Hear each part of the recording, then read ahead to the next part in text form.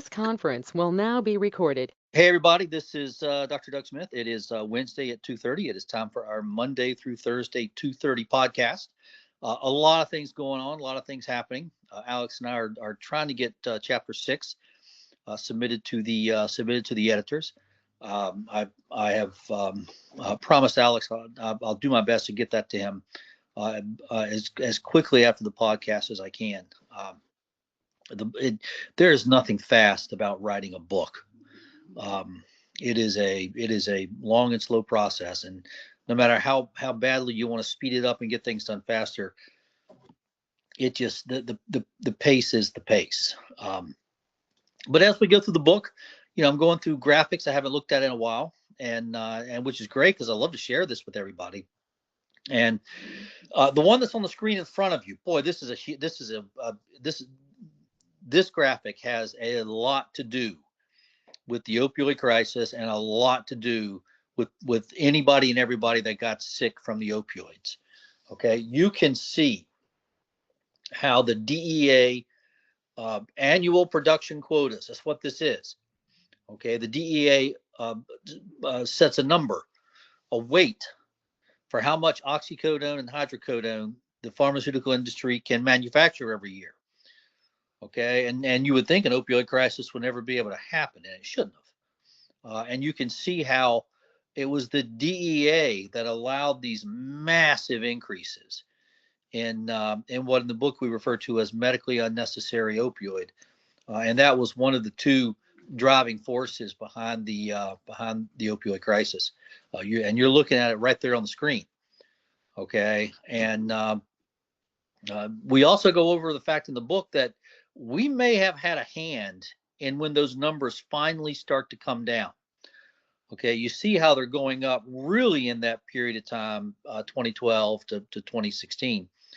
And then finally, they're beginning in 2016. You see the numbers, the production numbers, the annual manufacturing quota numbers start to come down. And we believe, and we go over this in the book, we believe that is due to the fact that a person at the DEA retired. The person's name is, he was deputy director of diversion, so he was the guy that oversaw the annual production quotas, and his name was Ranazzini. Okay, and he was a trained pharmacist, and Ranazzini, and this is somebody that I had gone and listened to him speak, and I met him in person, and I didn't trust the guy. I definitely got the impression he was lying, and we believe that the DEA was in cohorts with not only the importation of these massive quantities of opioids, predominantly from Australia, and we cover this in the book in great detail. But then once OxyContin finally got shut down, we believe that the massive quantity of oxycodone and hydrocodone was shifted over to the VA, the Veterans Administration, and we found it there. And I hired a retired senator, Tim Hutchinson, to help me figure out what the hell was going on at the VA and get it stopped. Okay, bring the light of day and get it stopped. And lo and behold, we did. And Joseph Ranazzini retired just a few months after we went to the VA. And let me tell you what: when you hire a former senator, you got some clout behind you. And we went in and we were cracking eggs. We were busting heads. We believed, we never proved it, but we believed that the VA was using opioids for psychiatric disorders such as anxiety, insomnia, PTSD, and that massive quantities of medically unnecessary hydrocodone and oxycodone were going to the VA, and we got it stopped. We brought the light of day and we got it stopped. And as soon as Ranazzini left, he left in 2015, and as soon as he left, there you see it, bam. The manufacturing quotas come way down, and they continue to come down today. There are three people I consider most responsible for the opioid crisis: Joseph Ranazzini, at the DEA is one of them. Another is we haven't talked about in a while is the executive director of NIDA, National Institute of Drug Abuse, and this is someone who well, I haven't really that's the chapter 8, and I'm just finishing chapter 6. But Dr. Nora Volkow is someone else who, in my opinion, she's one of the top 3 architects of the opioid crisis. And then the gentleman we're kind of arguing with his crew now, Dr. Rigoberto Rocha over at the FDA. He's the third person that, in my opinion, those are the 3, in my opinion.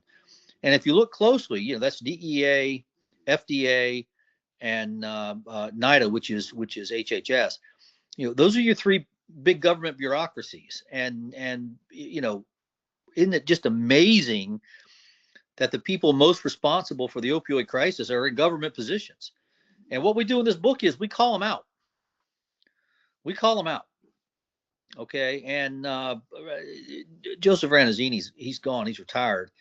But I've already referred Rigoberto Rocha over to the current Attorney General for consideration for criminal negligence, because his actions these bureaucrats are protected by sovereign immunity, but I feel that his actions were so outrageous that he has pierced the cloak of the sovereign immunity. I don't have a great expectation that the wonderful things are going to come out of that, but it needed to be done. These people need to be called out for what they've done. So we will hold here for today. As always, don't forget to like and subscribe to our podcast. Don't forget to post this podcast on your social media, everybody else's social media.